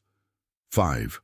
The membrane began to part along a vertical line, like a curtain slowly opening. 4. Thomas felt his consciousness pulled further into the other dimension, his perception of the basement fading. 3. Robert Morrison's face became clearly visible through the widening gap, his eyes locked with Thomas's. 2. The shadow entities converged behind the Morrison family, their forms creating a protective barrier. 1. The holographic star. Chart showed perfect alignment, 3 celestial bodies forming an exact triangle above the cabin's location. 0. Reality ruptured. The membrane between worlds parted completely, creating a doorway of pure energy connecting the basement to the alien dimension. Wind howled through the opening, carrying strange scents and sounds from the other reality. Thomas's expanded consciousness was overwhelmed by the sensory input from both dimensions simultaneously. He saw the basement from multiple perspectives at once, from his own eyes, from the other side of the doorway, and from somewhere else entirely, as though observing from above. Robert Morrison stepped partially through the opening, his body simultaneously existing in both realities. His voice carried across dimensions. "We need help crossing over. The Guardians will only release us if someone takes our place." The implication was clear. A trade was required. Someone from this reality needed to remain in the other dimension for the trapped souls to return home. Behind Robert, his family waited. Sarah, Michael, and Emma, preserved as they had been 37 years ago. Beyond them, other figures were visible, including James Mercer, Thomas's grandfather, still wearing his sheriff's uniform. The shadow entities, the Guardians, moved restlessly around the opening, their elongated limbs gesturing in patterns that Thomas somehow understood as language. They were communicating the rules of transfer, the balance that must be maintained. "What are they saying?" Sam asked, sensing Thomas's comprehension. "They're caretakers of the gateway," Thomas explained, his voice distant. "They protect those who cross accidentally, but cannot release them without exchange. Balance must be maintained between worlds." The Reverend stepped forward, his previous opposition forgotten in the face of undeniable truth. "How many must stay for them to return?" "1 for 1, Thomas answered. "A volunteer, not taken by force. That's why the cycle continues. Those taken unwillingly cannot be released without willing replacement." The dimensional doorway pulsed, energy patterns indicating limited stability. Robert Morrison reached further through, his form becoming more solid as he extended into the basement reality. "The alignment lasts minutes, not hours," he warned. "We must cross now or wait another 37 years. Thomas understood what he needed to do, what his grandfather had attempted decades earlier. The connection between their bloodline and this phenomenon wasn't coincidence, but purpose. He was meant to complete what James Mercer had begun. He stood, moving toward the doorway, his decision made. "I'll go. They can return." "Thomas, no!" Sam objected. But he had already stepped forward, one hand extending through the dimensional opening, making contact with Robert Morrison in a moment of connection between worlds. The moment Thomas and Robert Morrison's hands connected fully across dimensional boundaries, a surge of energy coursed through the doorway. Thomas felt himself pulled forward, while Robert was simultaneously drawn into the basement. They passed each other at the threshold between worlds, occupying the same space for a fraction of a second, an impossible overlap of matter that briefly united their consciousnesses. In that infinitesimal moment, Thomas experienced Robert's memories, 37 years trapped in a dimension where time flowed differently. Protected by entities humans had misunderstood as malevolent. He felt the family's longing for home, their gradual understanding of the dimensional rules, and their discovery that James Mercer had attempted to free previous victims but had become trapped himself. As Thomas crossed completely into the other dimension, Robert Morrison fully materialized in the basement, appearing solid and real despite having been absent from this reality for decades. He looked exactly as he had in 1987, not a day older, wearing the same clothes from the night his family disappeared. Behind Thomas, the doorway remained open, pulsing with energy. The Shadow Guardians circled him, their elongated forms assessing the voluntary newcomer. Through the opening, he could still see the basement and its occupants. Sarah Morrison stepped through next, followed by the children, Michael and Emma, each materializing fully in the basement as they crossed the threshold. Other figures approached the doorway from the alien side, previous victims of the cycle dating back generations, including James Mercer. Thomas's grandfather approached the gateway, his appearance matching the photographs Thomas had seen, a tall man in his 40s wearing a sheriff's uniform. James's eyes found Thomas on the other side, recognition and gratitude evident in his expression. As James prepared to step through, he removed a pocket watch from his uniform and pressed it into Thomas's hand, a final connection between generations. The watch stopped at 3:17, like all timepieces affected by the phenomenon, suddenly began ticking again as it changed hands. In the basement, Sam monitored the energy readings with growing concern. "The doorway's stability is deteriorating," she warned. "The alignment peak is passing." Robert Morrison urged the remaining trapped souls forward. "Quickly! The gateway won't hold much longer." James Mercer crossed through, materializing in the basement with the same solid presence as the Morrisons. Behind him came others, men and women from different eras, all preserved at the ages they had been when taken. The basement filled with returned souls as they emerged from the dimensional doorway. Thomas remained on the other side, watching through the gateway as his grandfather embraced the Reverend. Apparently old acquaintances reunited after impossible separation. The joy of the returning families was palpable, even across dimensional boundaries. The Shadow Guardians moved closer to Thomas, their communication becoming clearer to his adapting consciousness. They were not captors, but protectors, maintaining balance between realities that were never meant to intersect. The 37-year cycle was a natural phenomenon they merely supervised. As the celestial alignment began to pass, the gateway started to contract. The edges of the doorway wavered, the connection between dimensions growing tenuous. "Thomas!" Sam called across the boundary. "The doorway is collapsing. Is there any way back?" Thomas felt the pocket watch ticking in his hand, somehow maintaining its connection to normal time despite existing in this alien dimension. Through his expanded consciousness, he understood its significance, a physical object existing in both realities simultaneously, anchored to the natural laws of Earth while present in this other place. "The watch," he called back. "It's still connected to our reality." The ceremonial bowl in the basement began to vibrate violently as the dimensional energies fluctuated. The water inside it, still swirling with luminescence, suddenly erupted into a column of pure energy that shot toward the closing gateway. Thomas realized what was happening. The ritual components were fighting to maintain balance. His voluntary crossing had satisfied the Guardian's requirements, but the ceremony itself was attempting to complete its original purpose, returning all trapped souls to their proper dimension. The pocket watch in Thomas's hand grew warm, its ticking accelerating unnaturally. The Shadow Guardians reacted with surprise, their elongated forms rippling with unfamiliar patterns. This was unexpected even to them, a human ritual interfering with dimensional constants.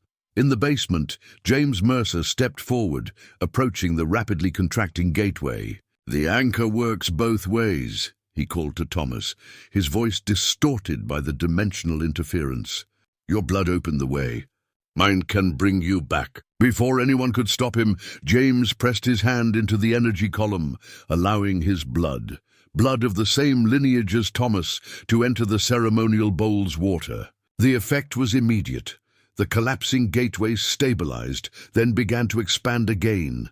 The Shadow Guardians moved with sudden urgency, their forms stretching toward Thomas, as if to prevent his departure. But the connection between grandfather and grandson, strengthened by the pocket watch and their shared blood, created a bond that transcended dimensional barriers. Thomas felt himself pulled toward the gateway by an irresistible force. The pocket watch burned in his palm, its mechanism spinning at impossible speed as it fought to reconcile its existence between realities. As Thomas approached the threshold from the alien side, James reached through from the basement, their hands connecting just as Thomas and Robert had moments earlier. Once again, two beings occupied the same space momentarily, not a perfect trade, but a temporary overlap that the dimensions could accommodate. "Come home, grandson," James said. Pulling Thomas through with surprising strength, Thomas fell forward into the basement as the gateway behind him contracted violently. The ceremonial bowl shattered, its water evaporating instantly. The dimensional doorway sealed with a thunderous implosion, leaving only a faint outline of iridescence that quickly faded. The pocket watch in Thomas's hand gave one final accelerated tick, then resumed normal timekeeping, its hands pointing precisely to 3:18 a.m. The time of restoration had arrived. Dawn broke over the forest with unusual clarity, golden light filtering through leaves still wet with morning dew. The cabin stood silent in its clearing, transformed by the night's events. What had once appeared abandoned and frozen in time now looked simply old, a structure that had aged naturally through decades rather than existing in temporal stasis. Outside, a convoy of vehicles lined the forest road, county sheriff's department, medical services, and several unmarked government cars. The official response to 23 people suddenly, reappearing after being missing for periods, ranging from 37 to over 100 years, was predictably complicated. Thomas sat on the cabin's front porch, drinking coffee from a thermos while observing the controlled chaos. Beside him, his grandfather James looked remarkably comfortable for a man who had just returned from decades in another dimension. "They'll never believe what really happened," James remarked, nodding toward the officials, collecting statements and medical data from the returnees. "Some will," Thomas replied, "the ones who were here. The others will create explanations they can live with." The official story was already taking shape, a remarkable case of collective amnesia, possibly caused by environmental factors or mass hysteria. Terms like fugue state and lost colony phenomenon were being used. The government representatives seemed particularly interested in potential military applications, though they masked this behind humanitarian concern. Dr. Abernathy approached, carrying a folder of documents. "I've convinced the university to authenticate the returnees based on archaeological and anthropological grounds," he explained, sitting beside them. "They're calling it the Midnight Hollow Temporal Anomaly in official papers, scientific enough to sound credible without acknowledging the full truth." He handed Thomas a document, the first official recognition of the returnees' legal status.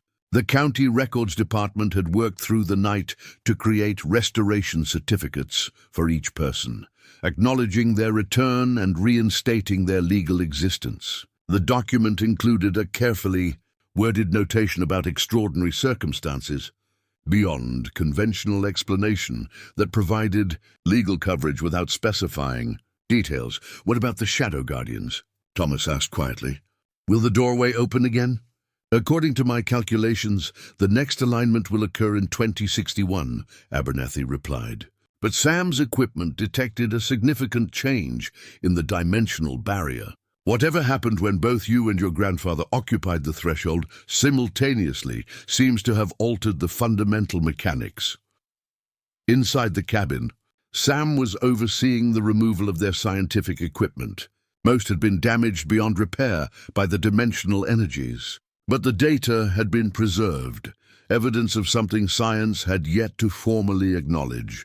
The Morrison family had been taken to the county hospital for evaluation, though preliminary examinations showed them to be in perfect health. Unchanged from the night they disappeared in 1987, Robert had given Thomas a grateful embrace before they departed.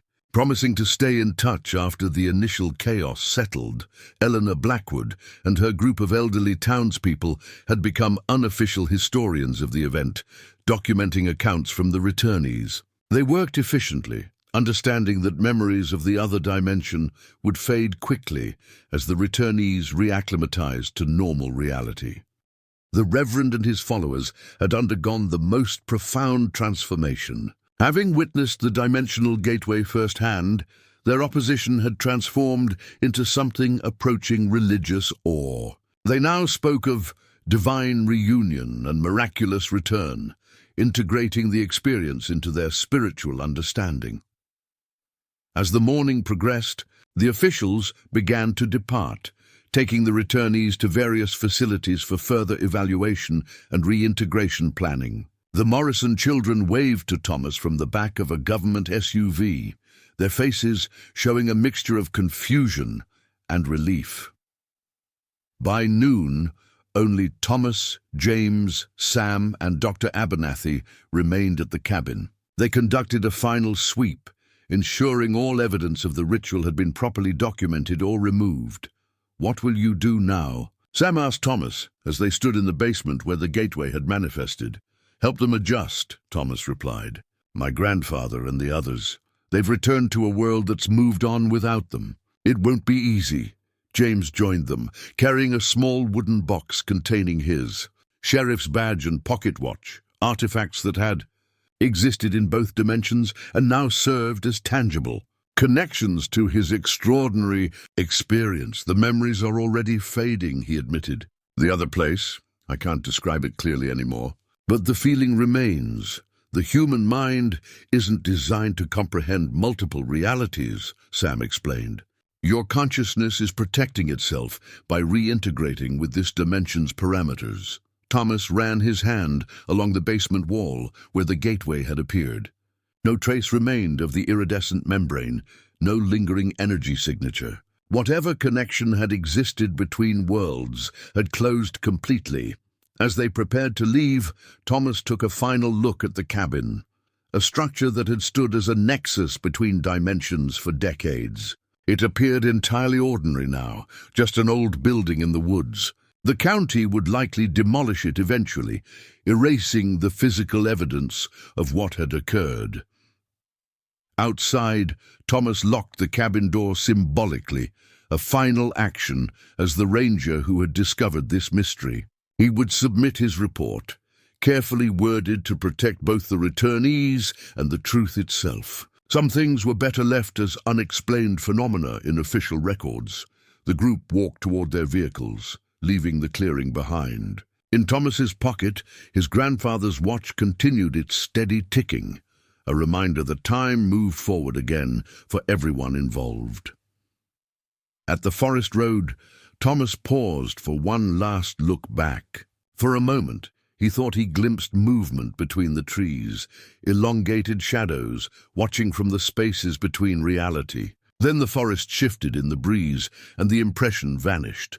Some boundaries once crossed leave permanent marks on those who experience them. The Midnight Hollow had changed them all in ways they were only beginning to understand. But for the first time in generations, all its lost souls had found their way home. Thomas smiled and turned away from the cabin. His grandfather waited in the truck, ready to begin a second chance at life. The future, their future, had finally escaped the frozen moment of 3:17 a.m. Time moved forward once again.